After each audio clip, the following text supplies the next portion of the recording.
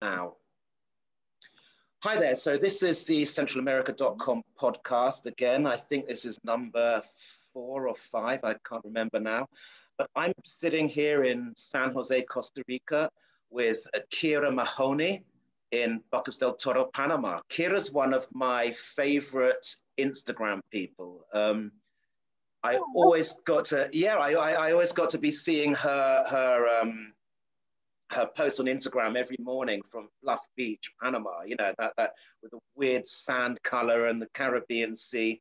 And I thought, I've got to talk to this person because she's having a good expat life down there. So, hi, Keara, how you doing? I'm good. Life is good in Bocas. That's for sure. Yeah, it looks good. I mean, where are you right now with that jungle background?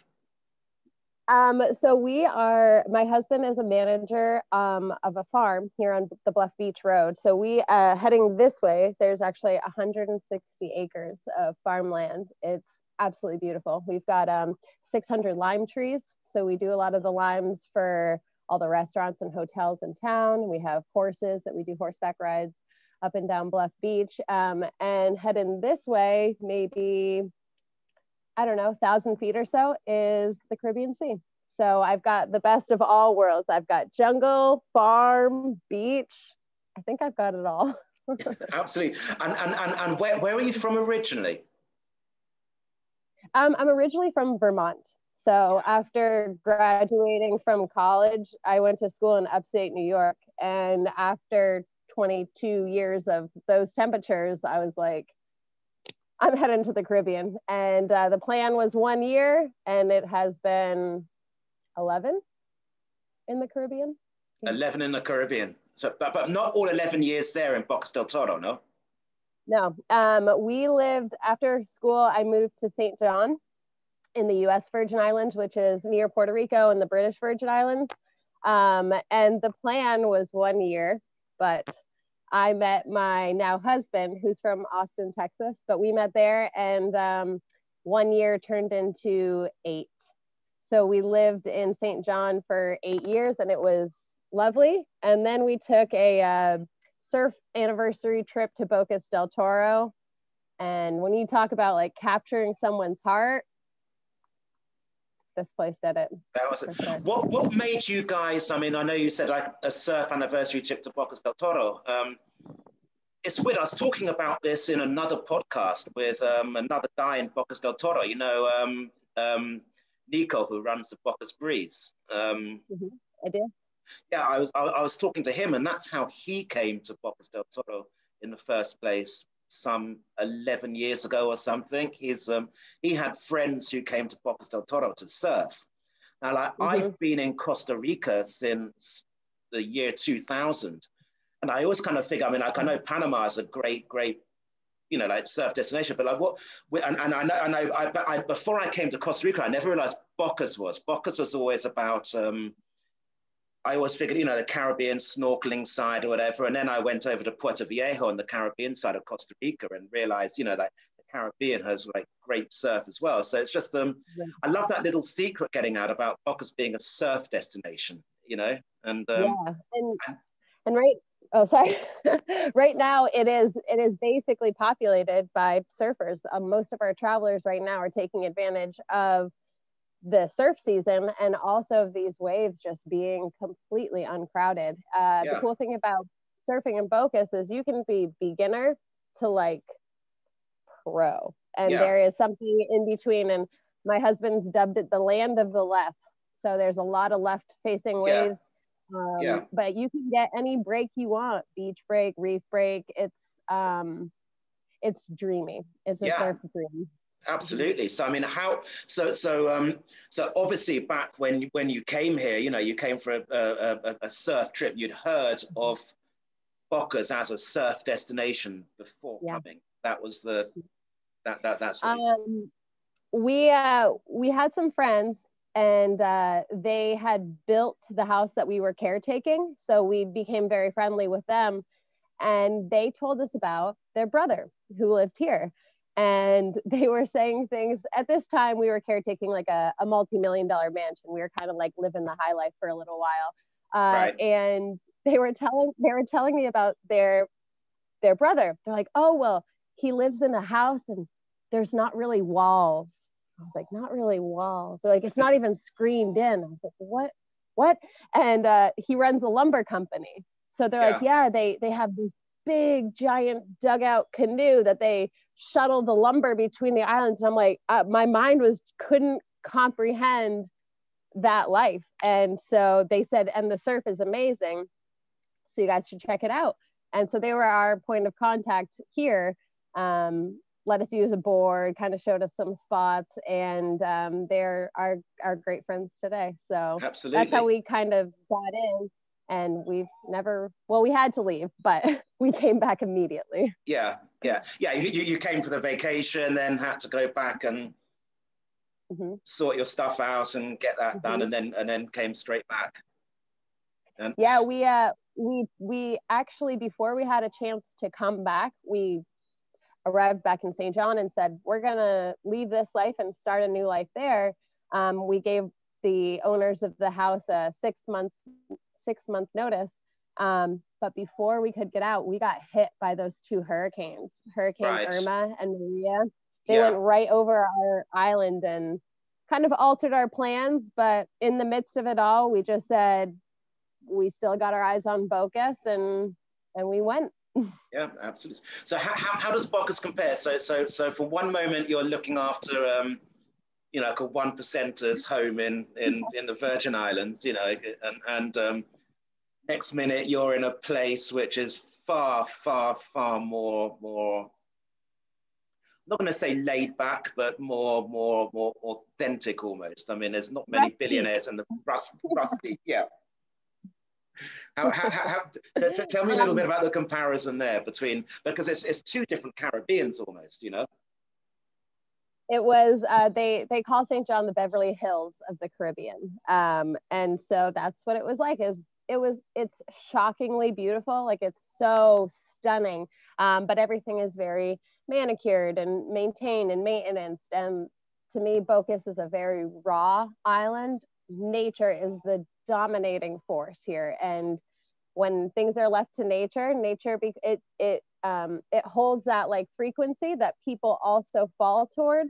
So if it rains, you just hang out and you just take a cue from the day and just lay low for a little while. But when we came from the Virgin Islands, we rented a little casita for 6 months. And when I say little, it had 1 bed, 1 table, like a half-size kitchen, 2 light bulbs, no hot water, no Wi-Fi. The shower was outside, and it was Bocas is, sometimes rainy, sometimes not, but it was a wacky weather month, and we had rain, I think, the whole first month that we were there. And so a lot of it, I was like, what have we done? And then the other half was like, this is living. Yeah, and absolutely. And changing the idea of like what you need for comfort in your life. And, a bed functions like a bed, a table functions like a table. We kind of get carried away in the extremes, but Bocas it just connects you back with the things that are really most important, and that's people and nature and time to me. Yeah, so absolutely. I mean, you don't have that's it's kind of like all over the region really, when it's life is a lot more basic, and you're not relying 100% on, you don't need, you find you don't need the all the things you thought you needed. You know what I mean? Like it's. Yes, 100%. And so many people, I feel like, have asked the questions on forums, like, what do I not pack? Like, what should I not bring? And I'm like, all of it. Don't bring anything. Bring some nice kitchen stuff. I feel like kitchen stuff and tools are a little hard to find. Maybe like nice quality bed sheets. But other than that, you just don't need it. Yeah. And that's very freeing. It's very liberating to not need so much. Yeah. Do you have have friends who come down and so on, like either from the Virgin Islands or from the States who come down and they're living, that life up there, and do they ever kind of like think that you guys have have changed or so? And when if they see you, or do they think, are they do they get jealous, or do they think you're crazy or whatever? I've heard the word jealous a few times, especially during lockdown. Yeah. But I like to always like flip things. So instead of feeling like, oh, wow, people are jealous of this life I'm living, I try and flip it and say, wow, people are so inspired by this life I'm living. Yeah, jealous is a wrong word. Yeah, absolutely. No, it's true. That's what I hear. People say I'm jealous all the time. But when they come, and like I have this myself, when people come and visit me here in Costa Rica, and I take them to the beaches and this and that and so on, but they're on vacation, and it's almost like like you were saying just now, when you came on vacation, and it's awesome, but then you come and it's raining, and you're living in a one bedroom place of 2 light bulbs, and it's raining all the time and so on, and you think, what the hell am I doing? It's kind of they're seeing it when you're living it, and then they're seeing it when you're on vacation, and not many people can make everyone who's saying they're jealous would not may not be able to handle all that side of it, the side that you guys went through, Yeah, I think that there's a resiliency that you have to just have in your character. And to me, our whole modern day world is structured around how comfortable can we make people. Like we have AC, we've got heat, we've got hot water, we have all the creature comforts, and then a whole lot more. And I think when you kind of like shake that all down and deduce it all down, it's encouraging for the spirit and for the soul to be uncomfortable. And it's the uncomfortability, the feeling of uncomfortableness is being like, well, I had this thing and now I don't, and I want it, but I don't have it. And once that initial feeling of like, oh, I just wish I could have, once that passes, it becomes that thing where you're like, oh, I guess I don't need it, or I guess I can just make it, or I'll hack it, and so to me, this type of living makes you rely on your humanness a little bit more. To be wet. No one even has raincoats here. People just get wet. You just get wet. That's not a big deal. But if it was the States, I mean, you wouldn't be biking in the rain or doing, a lot of work, and people just do it. You just do it. You're just uncomfortable and you do it. But I think that kind of speaks to the resiliency that I was talking about, like in people's character.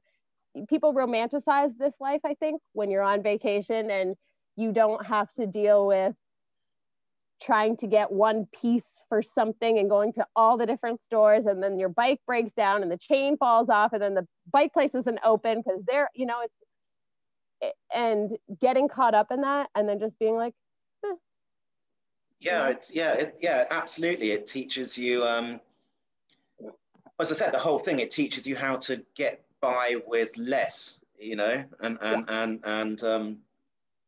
don't know. Like I'm living in San Jose, Costa Rica, so my life is quite whatever, so it's always something I've wanted to do, and maybe I will do at some point, is move to the beach somewhere and get into that a little bit more,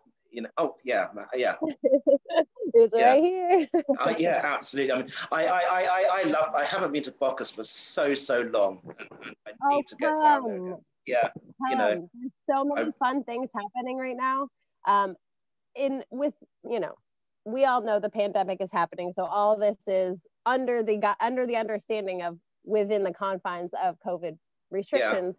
But there are so many restaurants who have opened, so many amazing projects that have started, a lot of collaboration. There's kind of like 2 generations here in Bocas. There's like the older expat group, and then there's kind of this younger expat group.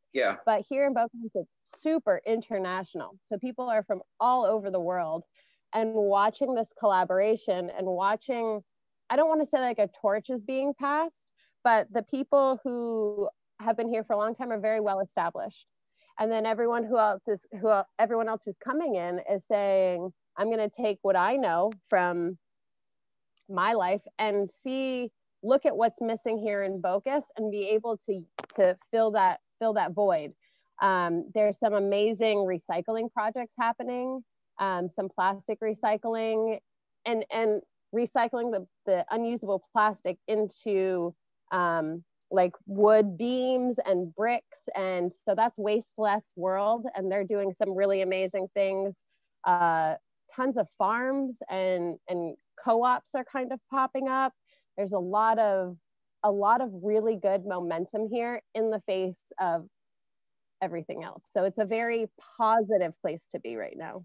That's interesting. And has it been that way? Because I know the pandemic I mean, the bulk of the COVID situation, which I've been here, is in Panama City, which has been, you know, like a nightmare, you know, the lockdowns and so on. And, you know, but Bocas, where you are, you know, because it's more sparsely populated and less people. I know you've all had like, you know, like lockdowns there, but it's obviously things have not been touched as much there, and the community's been able to kind of get on. I want to kind of like touch back on that resiliency thing, because Bocas was entirely shut down. We had alternating gender days where we could only go out for 2-hour windows based on the last number of your ID. And so that was really challenging because we are a tourism-based economy. We are very reliant on our restaurant and bars for the local and for visitors to sustain the community. And so everything really shut down, and people were really hurting for that thread that wound its way through Bocas that connected every single one of us.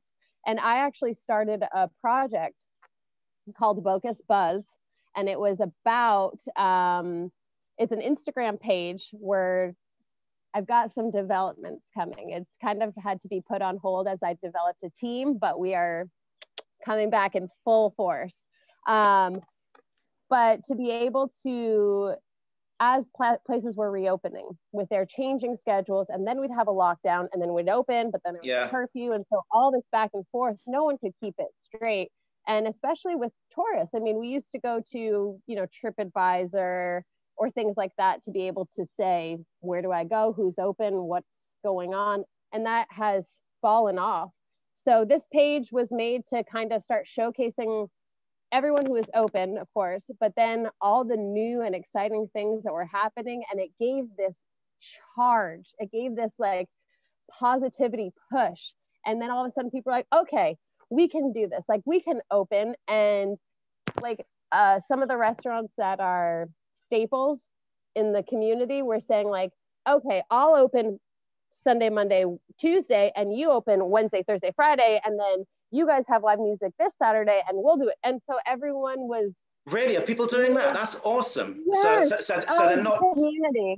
Because normally in the normal world of that, everyone's competing with each other. Do you know what I mean? And like in this, I mean, like everyone knows that right now, you know, like tourism is kind of like dead, you know, and so so they're helping each other to like, you know, keep each other afloat. That's awesome. It's a small community and people really, really care about each other. Everyone's very visible here. Everyone is their business. So like when people are trying to open, it's not like we're trying to reopen a Walmart. Like this is our friend. Yeah. And to be able to have that, we haven't lost the community or the humanity through all of this. I know a lot of places are more divided, and there is division in people's thoughts and understandings, and everyone gets their own opinion, but we haven't lost that care. And that, I mean, there have been a lot of groups that have sprung up to help care for the local population. There's a great group called Faces of Bocas, and they have been fundraising and campaigning, and they bring deliveries to all of our outer islands and to struggling communities, and everyone's trying very hard to make sure that everyone is okay. And I think that that's a testament to these islands as a whole. People really care about each other. We've seen protective of each other. Yeah, absolutely. We've seen that. here in Costa Rica as well, especially, you know, like during the worst of the pandemic, in beach communities, you know, which again, you know, like Bocas rely 100% on tourism. There's no tourists, and like everyone is screwed. You know, there's nothing going on, and that's happened a lot. You know, like people have set up, you know, like food banks and this and that to help people, and so you know, it's been a real eye opener for me, like to see this in beach communities in Costa Rica, and I've heard about it in beach, you know, tourist communities around, you know, all over Central America, doing what you do. But I've never heard of that concept, which I love, of people, restaurants and so on, taking turns to open to make sure everyone gets something. You know, I mean, that's amazing. Yeah. You know, so I mean, how's tourism at the moment? I mean, I know Panama's open. Fair. As I said, I know. Sorry, go ahead. I know you. No, I was going to say, I know Panama is, you know, like opened up in September to tourism, but then you'll have like another kind of lockdown around Christmas and January and so on, but you didn't close the country. Tourists could still come, but they couldn't do anything, which kind of made pointless to come. That was awful. That I feel like was a very close call into breaking some of the spirit that we had, because that time, Christmas to New Year, in any tourist town, especially in a beach town, like that's where we're gonna make at least a little bit of money to sustain us. Before it was like, yay, everyone makes money, and now it's like maybe we can pay some of our back bills. And everyone was really counting on that, and for bookings, for tours, for restaurants, for the whole island was like, yay. It's kind of like it's been really, it's kind of like it's been such a terrible year, we can at least end the year with something. And then that's like snatched away at the last second. I mean, that's the thing, it was the last second. I remember it. And the other thing with Bocas as well, Bocas kind of relies on, you know, that traffic from Costa Rica of people doing their visa runs in Costa Rica, US, you know, and that's kind of impossible at the moment because Costa Rica's borders are still closed for this. And so that's, you know, I mean, and like here on this side, a lot of people who do the visa runs are going crazy about that, because they can't go to Nicaragua or to Panama like they used to. But everyone, I mean, that's what I used to do. That's how when I used to go to the Bocas a lot, I used to go down there for that, you know, and I used to see so many people from Costa Rica doing exactly the same thing, and that was a source of revenue for you guys, and you know, that's gone as well. So we also had a lot of traffic over the border from a lot of Europeans take, you know, a month, 2 months, 3 months, and they'll travel all through Central America, just kind of either starting in Colombia and working their way up, or starting up and coming down. And so that was a big part of the tourism too. We have a lot of backpackers, there's a lot of different types of people who love Bocas. There's birders and wildlife and divers and surfers and backpackers and explorers. There's a lot of young people. There's a lot of older people. There's, you know, people who know no Spanish, people who speak fluently. So it's this kind of always changing group. And I think that we've missed, like the community has missed that, but we've also gotten to know each other so much more. Bocas is very transient with border runs and everything. People have maybe 3 months, maybe 6 months here, depending on what they're doing. And since everyone's been gone, it's just been the people who live here. So when we, like, all that community care has just gotten even more saturated because we're really seeing each other. It's been tough, but it's been revealing, and it's confirmed my choice of why this place is so magical. Why you're here? I mean, it's certainly home to you now, yeah. So, absolutely. So like, tell me about, like, so, you know, for people who are listening or watching this, you know, like tell me about kind of the stuff you do, you know, like to put, you know, like bread on your table, you know, to put money in your pocket. I mean, you look after the farm, you're setting up, you know, the Bocas bars, so on. I remember something about a sunscreen thing. Tell me about that.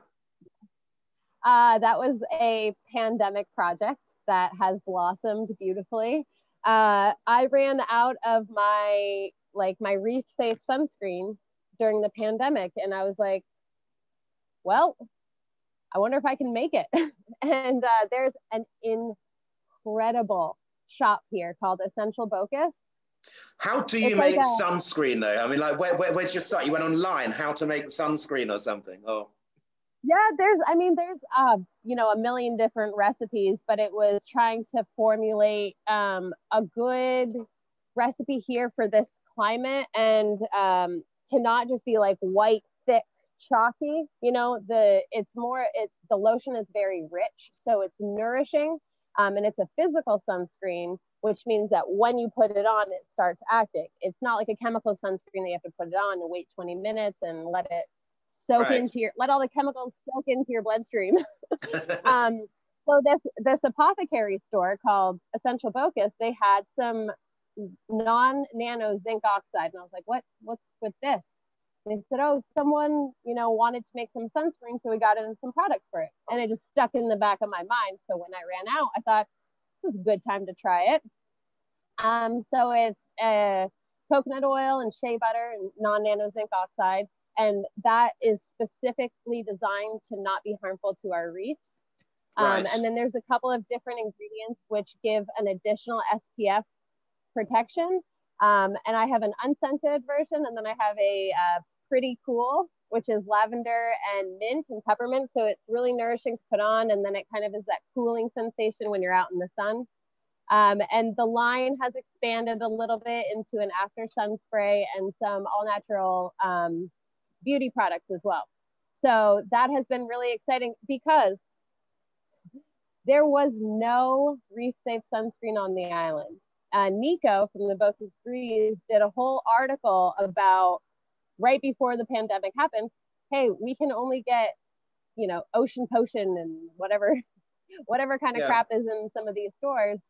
And so he was actually, Nico as a tester for me. He came out to see me on Bluff Beach and did a little strip. It works. It's a really great product. So I've got that going on. You're kind of like, hey man, go out there and get sunburnt for me and see how long it takes, kind of thing. he was a willing warrior. That's cool. That's cool. Yeah. So I got that, and then I do some like some energy work. I do one-to-one coaching. My main kind of focus on that is making your version of the dream life your reality, which sounds a little lofty, but we make it really big in our minds. And when it comes down to it, it's really just having that strength and confidence to do it. And a lot of people get stuck up on the strength and confidence part.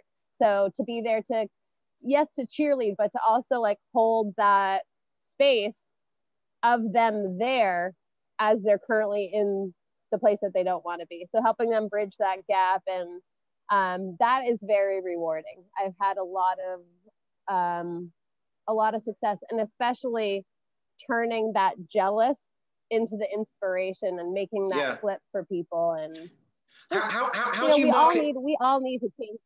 Absolutely. How do you market yourself? How do you market yourself to do that? You know, like to get people in the coaching up in up in the States, or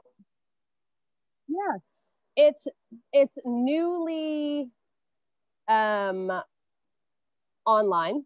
So I'm actually building a website. I lost my dog last week unexpectedly, which has been very sad. And I was supposed to have some photos done for my site, which is going to be pushed. So all of my projects that have just kind of been like bubbling and are at the surface have all just kind of had to take a breather as I do my personal things, moving to the farm and then my dog, all the personal things. But I feel like I'm at the point to really say, here it all is, here I am.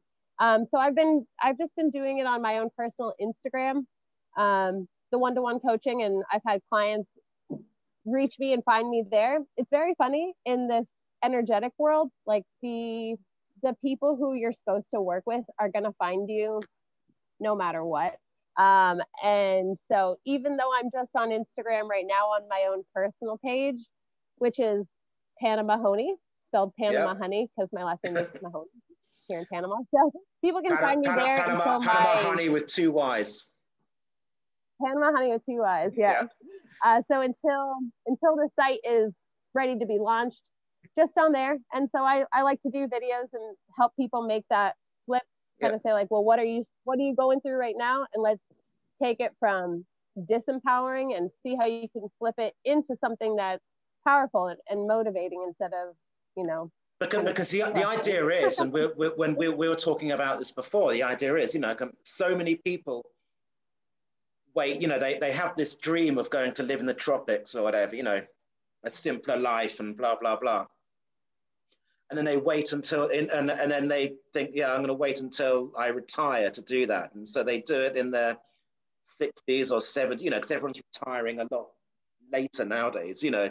So maybe in their late 60s, 70s and so on. And your thing is like, no, you can do it now if you want to. Yeah. You know, I mean, it's especially as well in this this era. I mean, like one good thing I think about the pandemic, the only good thing about this pandemic, I think, is that it's opened up the possibility of remote work to so many people who never had even thought about it before, you know? Yeah. And so, absolutely. And so instead of like, you know, like sitting, you know, like say you're in wherever, you know, like Omaha, Nebraska or wherever, I just pull that out off the top of my head, you know, sort of sitting in your apartment, watching the snow come down, working from there because you can't go into your office because your office is closed down. You could actually come down here and do it, you know, and a lot of people actually have been doing that recently. A lot of people my age have been saying, you know what, I'm working at home online anyway. If I can do that from anywhere. I had a friend come and stay for a month, and he got his message that's like, hey, your flight's in 3 days. And he was like, and extended for another entire month. Yeah. And now he's looking at real estate. So like, careful, because this place will get you. It really is. So it's palpable. The pull is amazing. Yeah, I mean, but that's awesome of your friend though, because he probably, without the pandemic and without the option, I mean, like he kind of probably had no choice in the matter, like of working from home. He was told to do that. He had to, you know, and he hadn't even thought about it before. And now that's his life. He knows he can do that. I mean, like someone like you, like myself, and you, like I worked remotely anyway. I have done for years, so it's nothing new for me. I mean, the pandemic meant nothing to me in that aspect. It didn't change anything, but for so many other people, it did, you know, and they're opening their eyes up where they can totally come down and do all this and do exactly what they're doing. And so we'll see more of it. So having someone like you around to help them, nudge them in the right direction, I think is awesome, you know? Yeah, and I always thought about like, in this kind of coaching world, you always think about like, who did I need? Who did I need when I was going through the things that I was going through in my life and that I didn't have? And I think I really needed to have someone to say like, no, you can do this. Yeah. It's way easier than we make things so big in our minds. You know, that like chore that you put off for like 6 months and then it takes you 15 minutes to do. And you're like, why? Yeah, absolutely. It's navigating that. But if you think back, you know, like when you went to the Virgin Islands, you know, you'd have been, you know, like early 20s when you did that, and something had you had it in your head, you know, you had something which a lot of people don't have straight away. You know, you wanted to do something, you knew you wanted to get out of Vermont or whatever, you knew you wanted some, you know, a troubled life, and you did that back then, you know. So it's you know, I mean, so when you got down there, you're like, did you have anyone back then to help you? You know, when you were there, when you were single, before you met your husband and so on, back in those days, was there anyone to help you back then? Or? Yeah. Well, I had a friend from home from Vermont who knew someone there and went to visit, and she said, "Hey, listen, it's amazing there. If you don't get hired immediately out of school, do you want to go down with me for a year?" So I kind of had her saying like, "Hey, there's this option," and I applied to a million places. It was after the 2008 crash. No one was hiring. I was okay. And so I talked to my parents. And I mean, I graduated with what, $100,000 in student loan debt. And I was like, "Hey, mom and dad, like, I think I'm going to go to the Virgin Islands. What do you think about that?" And I was expecting them to say, "You have $100,000 in student loan debt. You need to go, work and pay this down. Yeah, let's go." And they said, "Go." They said, "Go right now, because this opportunity of time, you will never have it again." And he said, "Corporate America will always be here. If you go there and it's a big fail, and you've spent your last bits of money on your last security and blah, blah, blah, and that's it, come back." But they told me, "Go right now." And if they didn't kind of give me that urge to just say, "Hey, listen, take the chance, do it now." If they didn't gift me that, I think it would have been a lot harder. But even having that like security to fall back on, which I think that 2020 has shaken everyone's idea of security and what that means. And we stay in these jobs and we don't live the life because of the security that is offered. And after the hurricane, I realized security is it's a lovely concept, but it's not as guaranteed as I think many of us hope. And kind of going back to that, being more human in this type of life, is there is no security. We're kind of fooled in that front. But there's no security that you're going to wake up tomorrow, so in that frame and in that context, like, what am I going to gamble on? Am I going to gamble on this obscure but secure future that's here, and it kind of looks like it's the same thing every day, rinse and repeat for the rest of my life? Or am I going to kind of take that chance, be a little bit of human, get uncomfortable, and put myself in a place that feels so much better to you? And that being the security that you're after.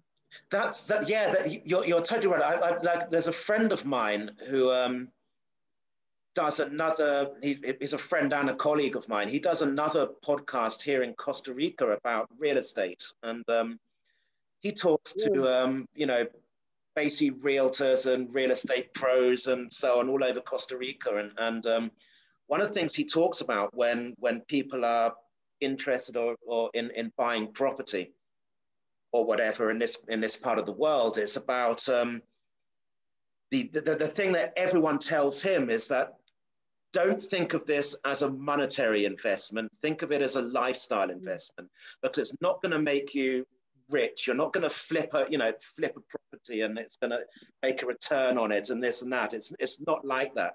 You might never be able to sell the thing. You might never, but that's not the point. The point is, it's a lifestyle investment. You come down to this part of the world and you put everything into it's a different lifestyle. It's less material. It's less materialistic. It's all of that. And as long as you realize that, then you're going to be okay. And that kind of like fits into what you were saying just now. Exactly. It's an investment into yourself. Please don't come here thinking that this is the place to make $1 million, because it's not. And it actually, like, if speaking in like the terms of energy, if you will, for a second, like, it doesn't support that here. It doesn't support that vibration, because nature is the dominator here.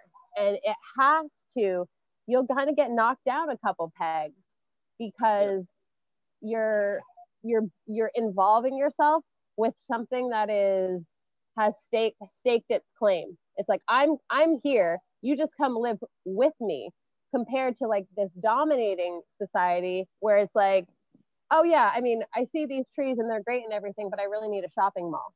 And so Yeah. that kind of, you're investing in the money. This is like investing in something that's much more closer to you, which is nature. Like, and so Yeah. if you come here, you're asking to be involved in this, and Yeah. that to me is like this investment. You're not paying to have this opportunity for the future. You're securing your investment in yourself right now. So it takes a lot to undo some of the mindset that we've been programmed and conditioned in since growing up in Yeah. our countries. And it has just, it makes it just more real, more raw, more human, more life. You're doing a lot more living here. Have you ever seen that? I mean, like a kind of like an example of you know, like someone coming down to the Bocas and they come originally with that mindset, you know, like oh my God, where's you know, where's the shopping mall, where's this, where's that, whatever, and you kind of think, oh, you're probably not gonna last here too long, but then you see them turn it around. Have you seen that with people? Yeah, I think there's like a trial period in Yeah. Bocas, and it's like, how are you going to adapt? It's a big Yeah. adaptation process. Yeah.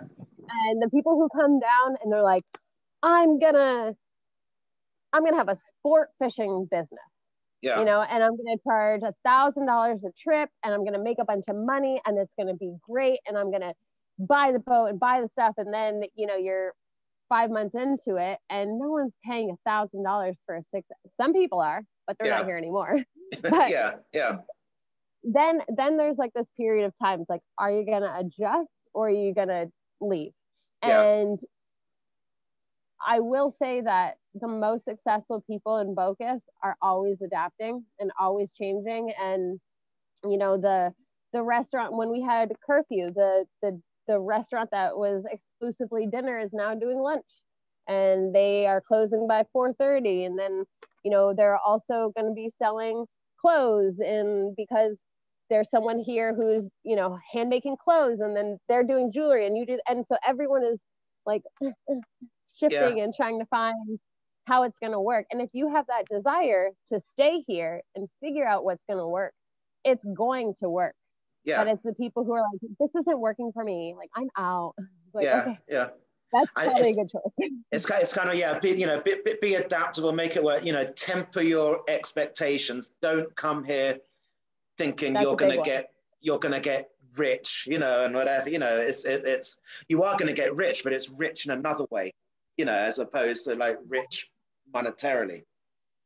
That's the adjusting your expectations, and a different kind of richness is like, that's exactly what you're going to get here. I remember when I first came, and you know, there's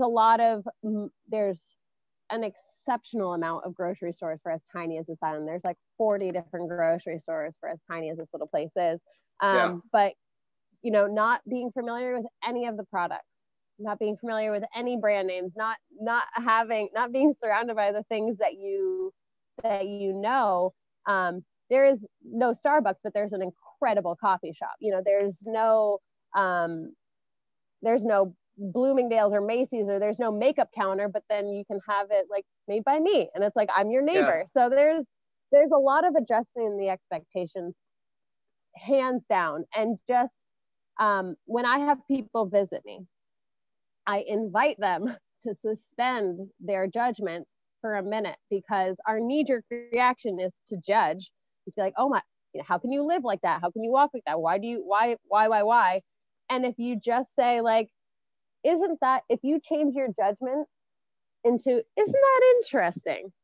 Look at that. You know, it becomes a lot more friendly. And that's, to me, those are travelers and not tourists.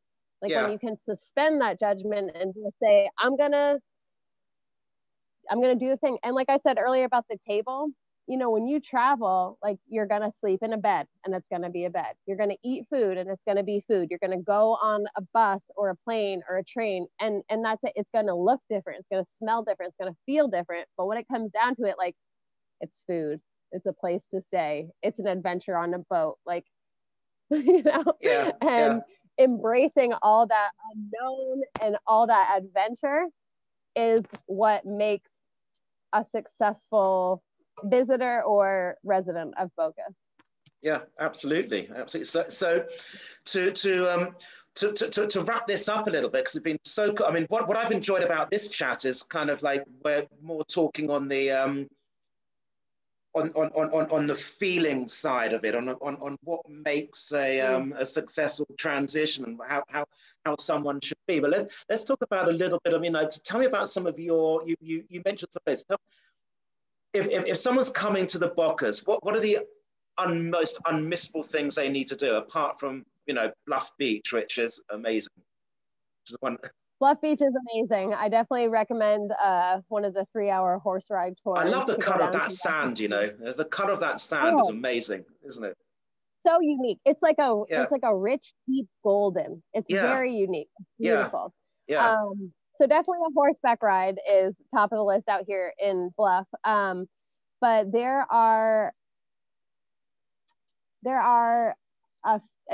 amazing restaurants. There's 2 restaurants that one has they opened like 3 days before the pandemic shut everything down. So it was heartbreaking.